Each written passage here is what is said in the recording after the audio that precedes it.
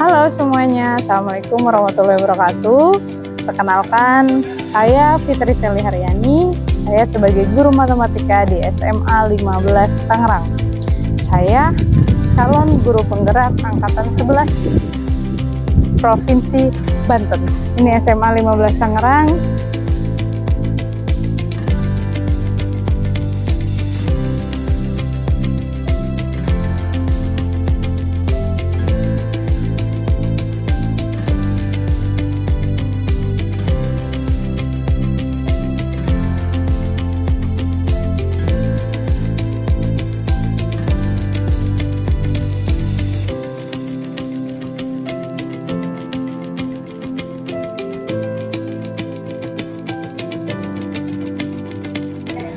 Hari ini saya akan melakukan kegiatan diseminasi tentang budaya positif. Yuk ikuti kegiatan saya. Nah, ini ruangannya.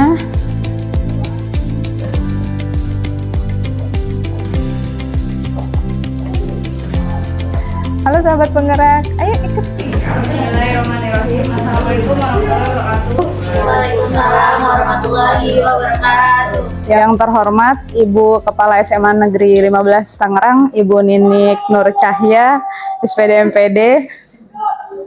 Dan yang terhormat Bapak Ibu Guru hebat. Terima kasih sudah meluangkan waktunya untuk hari ini. Puji syukur kehadirat Allah Subhanahu wa taala karena berkat rahmat dan hidayahnya kita bisa berkumpul dengan sehat, dengan bahagia ya di ruangan yang penuh berkah ini.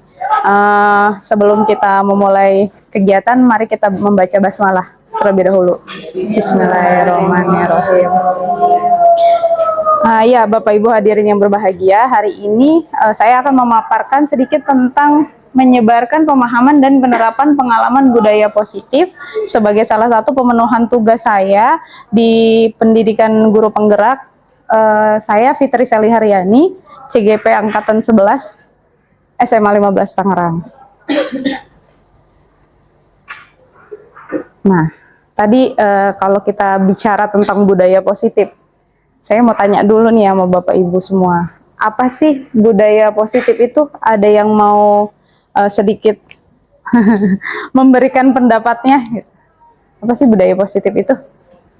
Oke, Bu Kori.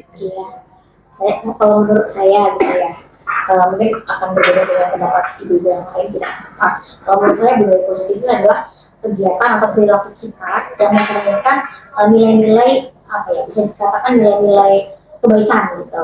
Jadi perilaku kita yang sesuai dengan jalan lurus gitu. Misalnya tidak melenceng kanan, tidak melenceng kiri, sesuai dengan memang kita seharusnya bersikap seperti apa.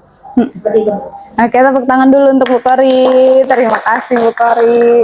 Ya, jadi betul sekali tadi yang dibilang sama Bu Kori, katanya budaya positif itu lebih ke nilai-nilai, keyakinan-keyakinan atau kebiasaan yang ada di sekolah ini yang kita terapkan supaya menumbuhkan motivasi intrinsik ya kepada diri siswa, terus tanggung jawab siswa juga gitu. Nah, pertanyaan yang kedua, apakah budaya positif itu penting menurut Bapak Ibu? Ada yang sangat Ibu penting. Sangat penting. Kenapa Bu? Karena di budaya positif itu kita akan merasa nyaman, aman, kemudian kita akan merasa enak kita belajar. Betul. Terima kasih Ibu. Tepuk tangan dulu untuk Bu Heni. Ya. Oke, baik, semuanya bagus ya Bapak Ibu, semuanya betul.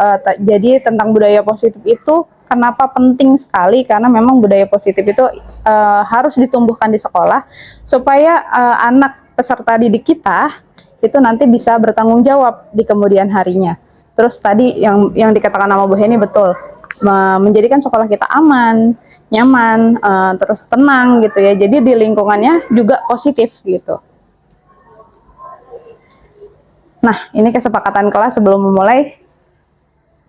Ini yang umumnya, pada umumnya ya, jadi saya ambil saja langsung. Peserta aktif dalam kegiatan, menghormati pembicara dan peserta lain, etika berbicara, makan dan minum diperbolehkan. Ya, jadi iya, makan dan minum diperbolehkan. Oke, lanjut. Nah, Jadi ada latar belakangnya di sini. Ki Hajar Dewantara itu mengumpamakan sekolah sebagai sebuah ladang, tempat persemaian bibit. Agar bisa bibit ini berkembang secara maksimal, maka petani dapat memperbaiki kondisi tanah, memelihara bibit tanaman, memberi pupuk dan air, membasmi ulat-ulat atau jamur yang mengganggu hidup bibit tanaman, dan lain sebagainya.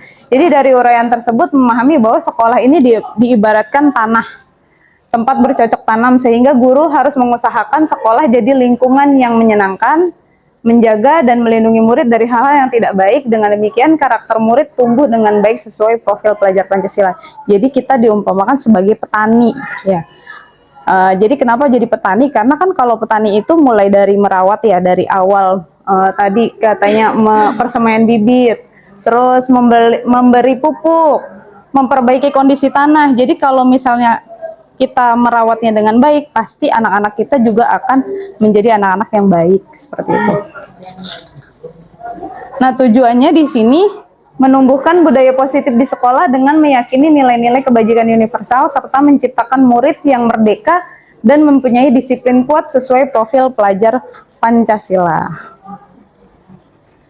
Nah, sebelum kita lanjut nih Bu, saya mau nanya lagi. Pembelajaran, kita pernah mendengar dua istilah ini. Pembelajaran berpusat pada guru sama pembelajaran berpusat pada siswa. Kira-kira menurut Bapak Ibu, pembelajarannya yang kita pakai sekarang ini, pembelajaran yang seperti apa sih Bu, Pak? Gitu. Ada yang mau berpendapat? Boleh? Ya, Bu Hori. Iya. Kalau untuk sekarang mungkin kita sebenarnya bisa dikatakan tengah-tengah. Tengah-tengah. Kadang kita juga nggak bisa ngelepasin anak begitu aja. Jadi kita sebagai guru awalnya mungkin mengarahkan, tapi pada akhirnya kita memberikan kebebasan untuk siswa dalam belajar sesuai dengan bakat mereka masing-masing, seperti itu. Oke, tepuk tangan dulu untuk Bu Kori. Terima kasih Bu Kori. Ya, ada lagi Bapak Ibu? Mungkin sama ya. Jadi kalau kita lihat pembelajaran kita hari ini itu sebenarnya semuanya sudah berpihak pada siswa. Kita sebagai fasilitator di kelas pasti itu.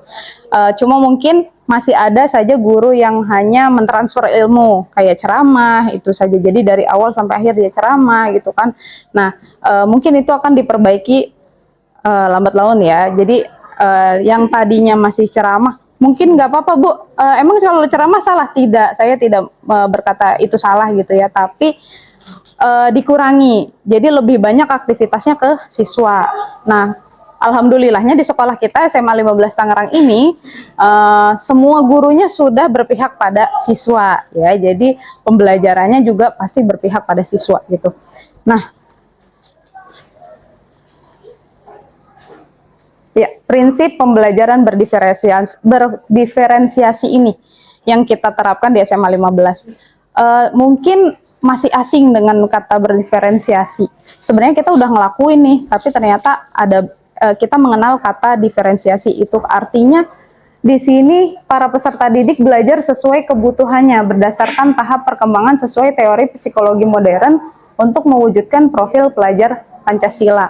Yang tadi dibilang sama Bu Kori, kita nggak bisa lepas gitu aja, tapi memang anak yang melakukan semua hal pembelajaran dari mulai awal sampai akhir, tetap kita pusatnya terhadap anak gitu.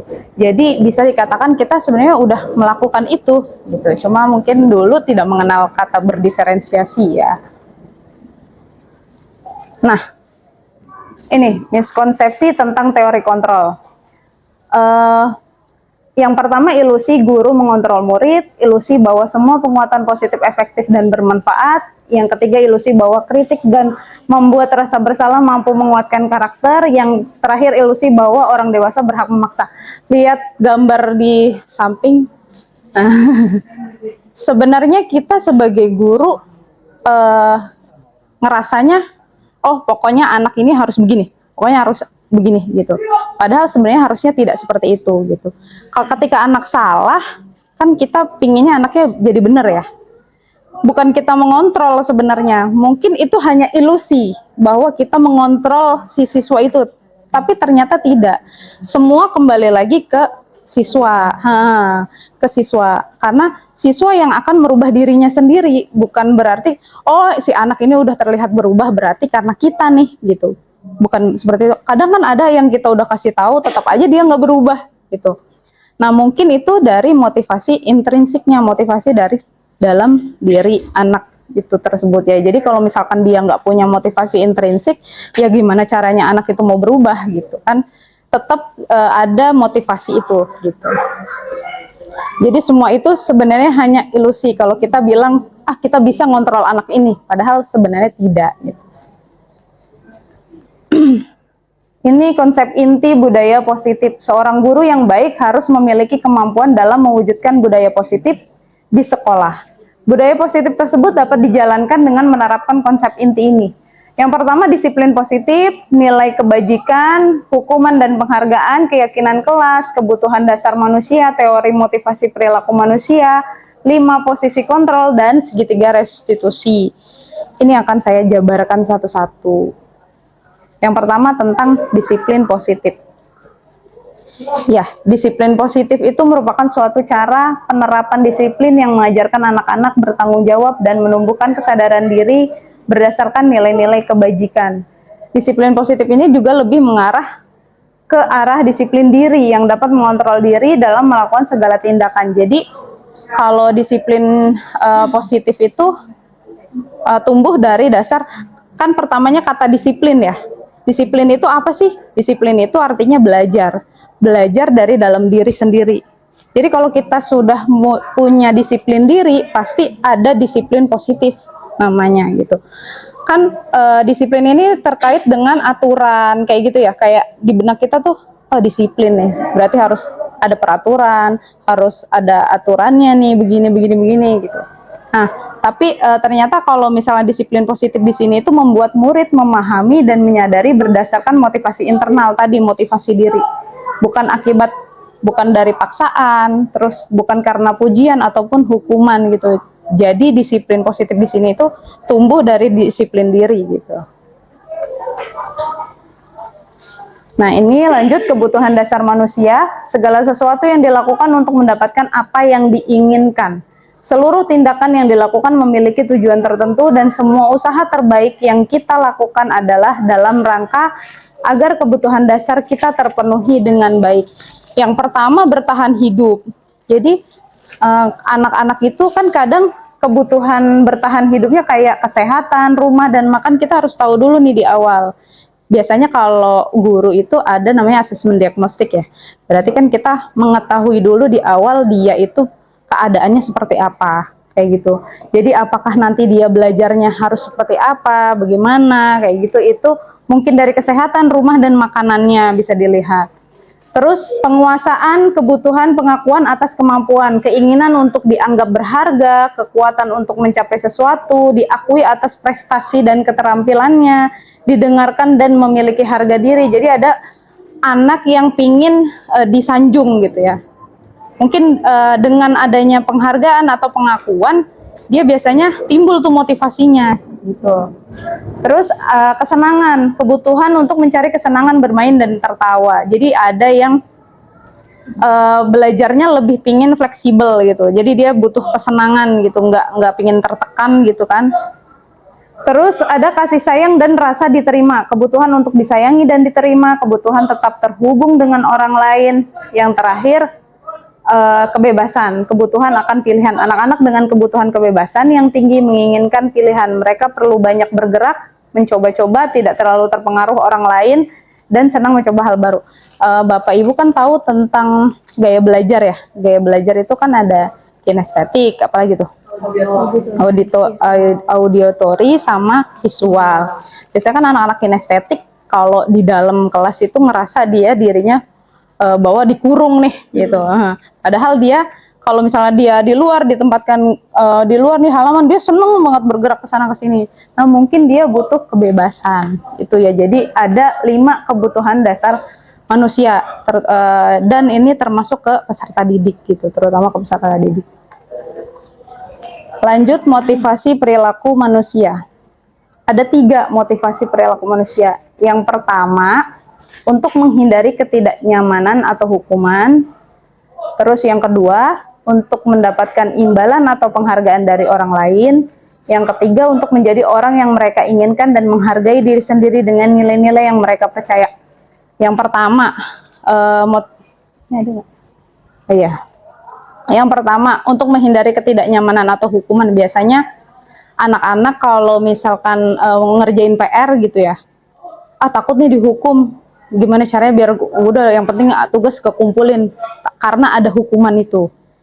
Terus kalau yang kedua, mendapatkan imbalan atau penghargaan, biasanya ada guru yang pakai bintang atau pakai reward apalah itu di dalam kelas. Jadi dia termotivasi untuk belajar gitu. Jadi ada penghargaan. Terus untuk menjadi orang yang mereka inginkan dan menghargai diri sendiri dengan nilai-nilai yang mereka percaya. Ini yang paling penting Bapak Ibu. Ini motivasi yang ada dalam diri kita, dalam diri anak gitu. Jadi dari motivasi internal. Kalau yang ini yang pertama tadi, untuk menghindari ketidaknyamanan atau hukuman, dan untuk mendapatkan imbalan, ini motivasi eksternal dari luar. Karena dia butuh adanya hukuman, terus adanya penghargaan. Tapi kalau menghargai diri sendiri, untuk menjadi orang yang mereka inginkan dan menghargai diri sendiri dengan nilai-nilai yang mereka percaya, itu dari dalam diri sendiri gitu. Jadi itu yang paling penting, yang terakhir.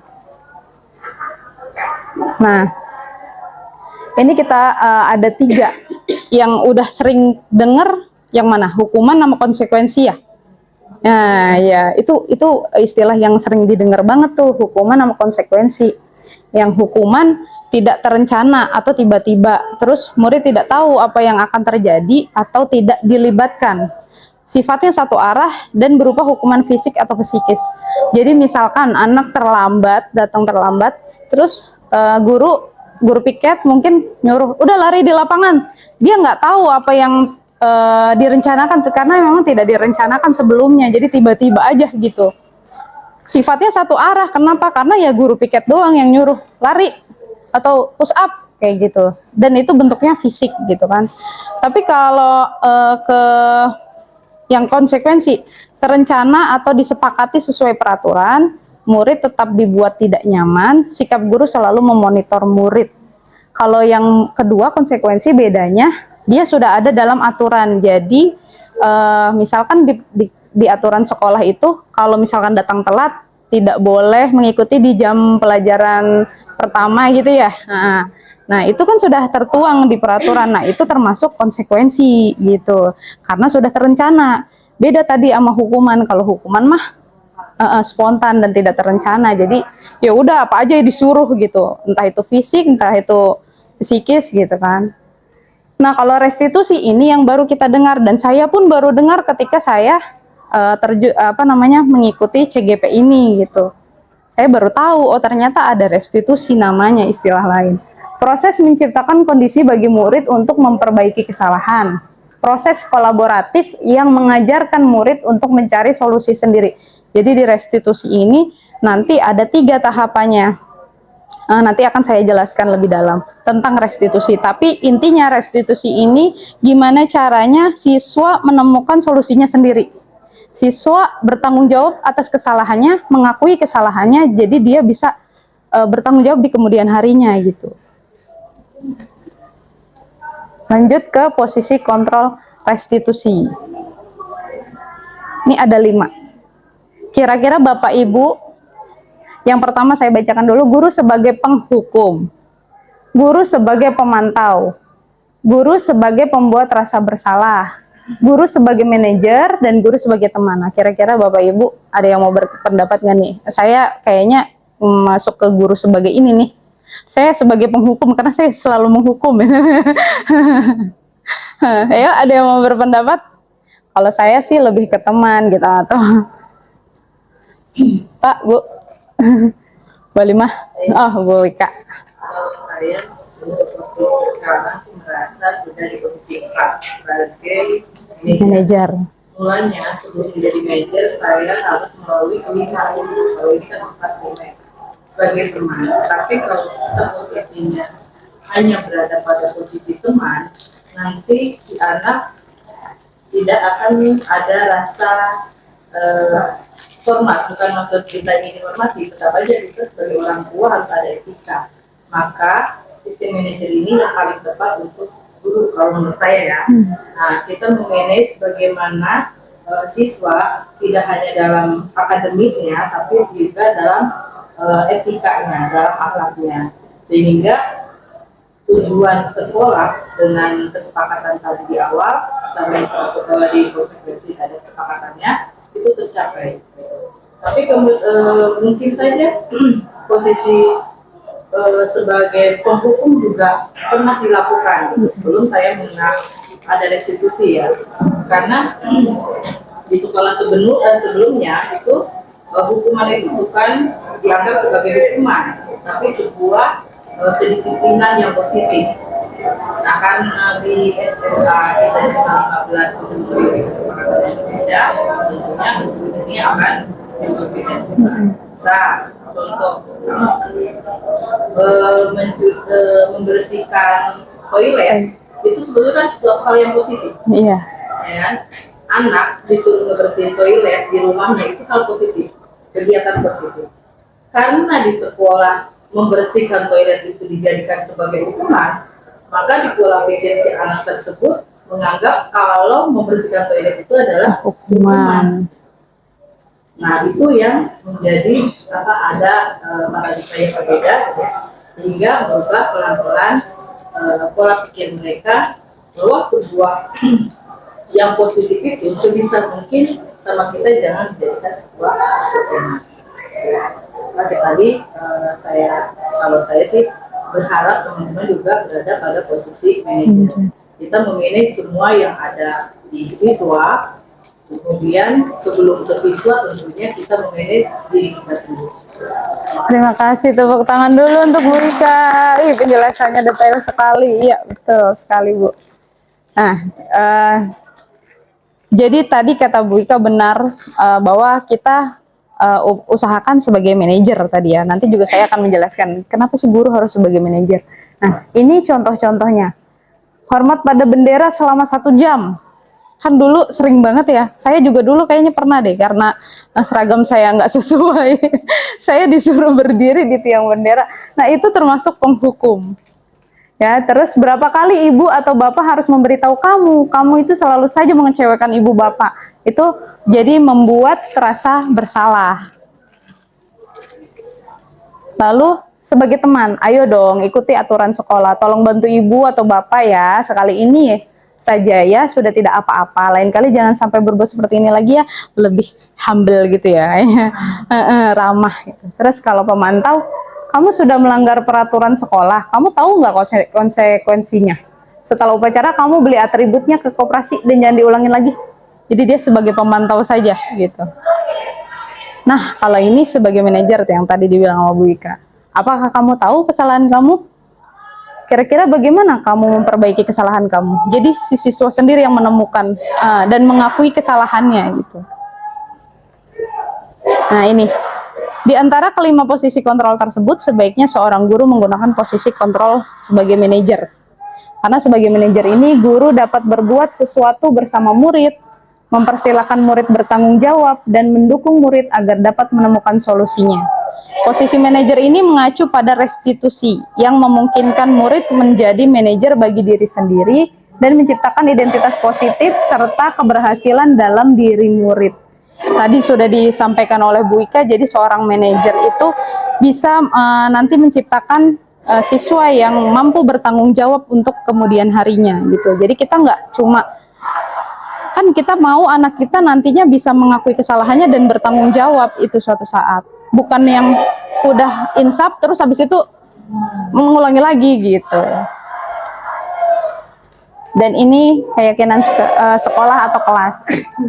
Guru berperan dalam mewujudkan terbentuknya keyakinan sekolah atau kelas dengan adanya kesepakatan antara guru dan murid.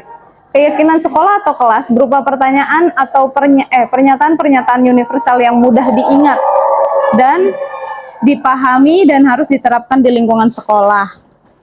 Nah, ini pembentukan keyakinan kelas itu sifatnya abstrak, berupa pernyataan universal, dibuat dalam pernyataan positif, sedikit tapi mudah diingat, sesuai dengan kondisi kelas dan sekolah sehingga mudah diterapkan.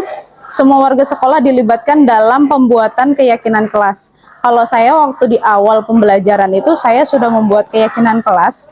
Jadi semua siswa itu dilibatkan. Saya buat stick note dulu semuanya.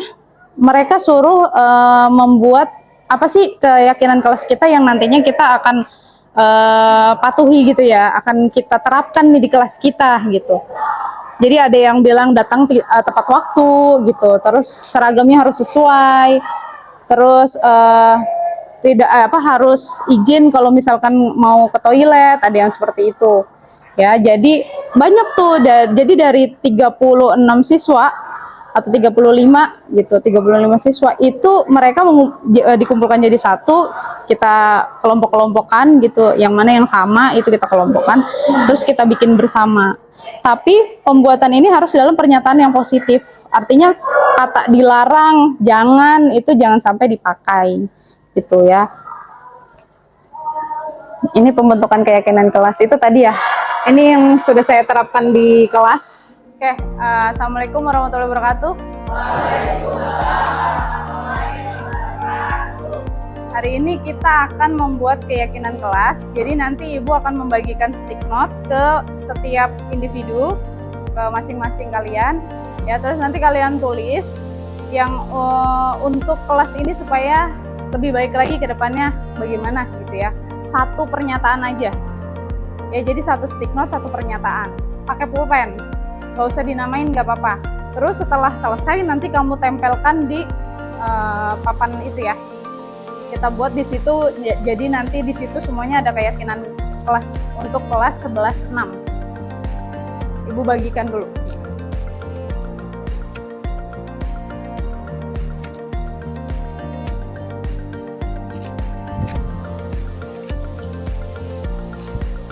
Langsung tulis.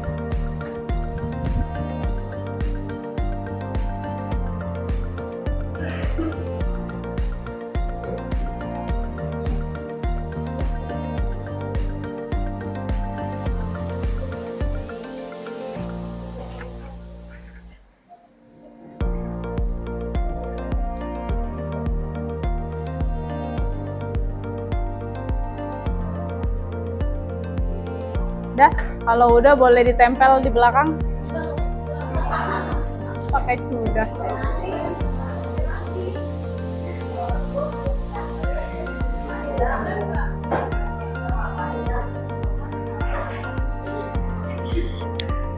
Siap bacain. Bacain apa? Masa? Jangan buang sampah di kolong meja. Menjaga kebersihan kelas. Apa nih? Tidak berisik.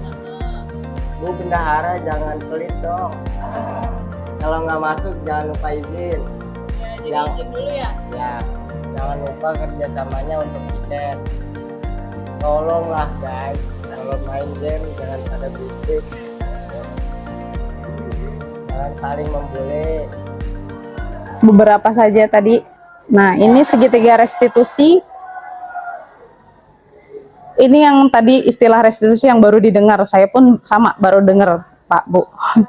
Tahapan segitiga restitusi. Yang pertama menstabilkan identitas, lalu validasi tindakan yang salah, lalu yang ketiga menanyakan keyakinan.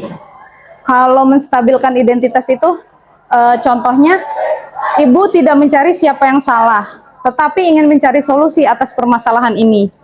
Setiap orang pasti pernah melakukan kesalahan gitu. Kamu juga kamu salah. Ibu juga pernah kok ngelakuin salah. Mungkin teman kamu juga pernah melakukan kesalahan. Jadi menstabilkan identitas dia dulu gitu. Jangan sampai ngerasa dia down banget gitu kan. Lalu validasi tindakan. Kamu tentunya punya alasan mengapa melakukan itu. Adakah cara yang lebih efektif untuk mendapatkan apa yang kamu butuhkan? Kita jadi tahu dia butuh apa sih sebenarnya, kenapa dia ngelakuin itu gitu. Terus menyatakan keyakinan kelas apa yang telah kita sepakati. Jadi kita tanyakan nih, kebetulan kemarin saya sudah ada 2 kasus di kelas saya tuh. Iya nih. Ini kira-kira tahu nggak kenapa ibu manggil? Tahu, karena habis saya Iya, benar banget. Rambut kamu merah, terus kamu make up terlalu berlebihan, terus yang kelanjutannya memang banyak ya teman-teman aku yang rambutnya merah, terus make upnya berlebihan. Tapi sebenarnya aku nih tahu nggak kalau itu tuh melanggar nggak sih? Melanggar apa? Rambut merah dan make up tidak ada dalam ketentuan dan juga keyakinan kelas. Nah iya. Jadi keyakinan kelas apa yang aku melanggar? Rapihan dan kedisiplinan. Pintar sekali. Kerapihan dan kedisiplinan ya. Iya, Lalu apa yang dilakukan oleh Agni? saya memakai kerudung dan saya make up yang tidak berlebihan. Nah, jadi nanti kedepannya Agni mau pakai kerudung dan make upnya tidak berlebihan. Ya, benar. Ibu pegang ininya ya. Iya Bu. Nah, nanti jadi lain kali ibu juga tadi ngamatin nih teman-teman kamu banyak juga tuh yang pakai make up terus nggak pakai kerudung rambutnya merah. Tapi Agni itu sebenarnya sudah cantik. Nah, udah cantik. Jadi diri sendiri dan ikuti saja aturan yang berlaku di sekolah supaya agar nanti kedepannya Agni lebih rapi, lebih cantik dengan cara apa tadi? Memakai kerudung dan tidak memakai make up berlebihan. Iya betul. Nanti kedepannya besok ibu lihat Agni sudah menggunakan kerudung yang rapi, terus tidak make up yang berlebihan, ya. Baik Bu, terima kasih. Oke, terima kasih Agni. Silakan kembali ke kelas. Nah ini rambut merah yang ini. Bukan, kalau saya 11.6 ini ada pokoknya. Tapi kebetulan ini lagi olahraga gitu. Jadi dia buka kerudung. Tapi dia bilang di akhir itu saya janji Bu, nanti kalau misalkan pembelajaran mah saya pakai kerudung gitu. Jadi kalau olahraga doang dia minta izin gitu. Rambutnya merah dan make upnya berlebihan. Karena memang di awal saya dan anak-anak sudah membuat keyakinan kelas. Apa di dalamnya itu ada rambut berwarna hitam, ada yang bilang gitu. Terus ada juga yang make up tidak boleh berlebihan gitu. Ada yang seperti itu. Nah, di sini menstabilkan identitas dilakukan berdasarkan prinsip bahwa membuat kesalahan adalah bagian dari proses pembelajaran yang nantinya akan menggeser identitas gagal ke arah identitas sukses. Contoh-contohnya, berbuat salah itu wajar, tidak ada manusia yang sempurna. Ibu bapak juga dulu pernah melakukan itu. Ibu bapak juga tidak mau mencari siapa yang salah. Tapi ibu ingin mencari solusi dari permasalahan ini. Atau kamu berhak merasa begitu. Itu pernyataan-pernyataan yang ya menstabilkan identitas. Kalau kemarin itu kenapa dia melakukan itu?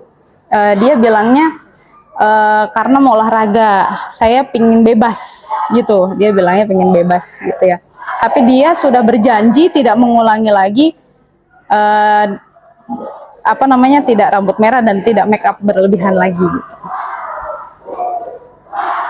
Nah, yang ini validasi tindakan yang salah. Habis tadi menstabilkan identitas, terus validasi tindakan yang salah. Validasi tindakan yang salah ini dilakukan berdasarkan prinsip bahwa setiap perilaku berupaya memenuhi suatu kebutuhan tertentu sehingga guru atau orang tua akan bergeser dari pemikiran stimulus respon menjadi proaktif serta akan lebih mengenali dan mengakui kebutuhan murid. Sekali lagi di sini mengenali dan mengakui kebutuhan murid. Ya, contohnya kayak kamu pasti punya alasan mengapa melakukan hal itu. Terus atau padahal kamu bisa melakukan yang lebih buruk dari ini ya. Jadi kita kayak nyanjung dulu ya. Terus kamu patut bangga karena telah melindungi sesuatu yang penting buatmu. Kamu melakukannya karena mempertahankan sesuatu yang penting bagimu. Jadi ini kalau ini di 11.5, jadi kemarin ada yang ngadu masalahnya ada temannya. Jadi dia itu dicontekin terus. Ya, tadi ibu dengar ada laporan dari ketua kelas. Bahwasanya kamu tadi marah-marah di kelas. Iya Bu, saya habis kesal. Kenapa kesalnya? Dia terus-menerus mencolok pekerjaan saya mengenai dengan PR. Tadi dia juga sama dia kamu contek. Oh begitu, wajar ya kalau kamu marah, kamu kesal. Jika ibu di posisi kamu juga mungkin ibu akan melakukan hal yang sama. Lalu apa yang kamu lakukan terhadap Anto? Saya marah-marah dan tanpa sengaja saya menggenap meja. Oh begitu, pasti kamu melakukan itu tanpa sadar ya. Dan kamu pasti melakukan apa yang kamu lakukan terhadap anak itu pasti ada alasannya kan? Ya Bu, saya sudah susah payah mengerjakan semua soal tersebut, tapi dia tidak mau ada usaha seperti ini. Jadi pada akhirnya dia selalu mencontek. Wajar ya kalau kamu marah. Mungkin karena tidak rela dicontek kan pekerjaannya, tapi ibu menghargai tindakan kamu itu tidak membahayakan orang lain, tidak sampai memukul gitu ya. Nah sekarang coba pikirkan, tindakan kamu marah sampai menggerak meja itu apakah sesuai dengan keyakinan kelas kita? Ya sesuai. Nah menurut kamu keyakinan kelas apa yang sudah dilanggar? Menghormati teman. Oke, menurut kamu saling menghormati antar teman itu penting tidak? Menurut saya itu penting. Penting ya. Kalau menurut kamu penting, keyakinan kelas apa yang harus dilakukan pada saat kamu sedang marah? Saya harus bisa lebih sabar dan bisa mengontrol marahnya saya. Bagus. Apakah kamu bersedia memperbaiki masalah ini? Saya bersedia. Oke, apa yang akan kamu lakukan untuk memperbaiki masalah ini? Saya harus sabar dan mengalami. Saya juga harus memberi pengertian kepada teman saya yang mencontek, lalu saya harus melapor kepada guru ataupun wali kelas. Nanti saya akan menemui dia untuk meminta maaf atas perbuatan saya. Wah, tepat sekali tindakanmu. Nanti Anto pun akan ibu panggil supaya dia juga mau mengakui kesalahannya. Dan untuk Mutiara tetap semangat, belajar lagi, terus harus lebih sabar. Kalau misalnya memang ada teman yang mau mencontek, kamu mungkin memberikan pengertian kepada dia dan mau mengajari ya. Semangat ya. Silakan kembali ke kelas. Dia itu dicontekin terus, dia ngadu akhirnya ke ketua kelasnya ngadu ke saya gitu. Akhirnya saya panggil. Terus kenapa dia sampai gebrak meja? Jadi dia marah-marah sambil gebrak meja posisinya.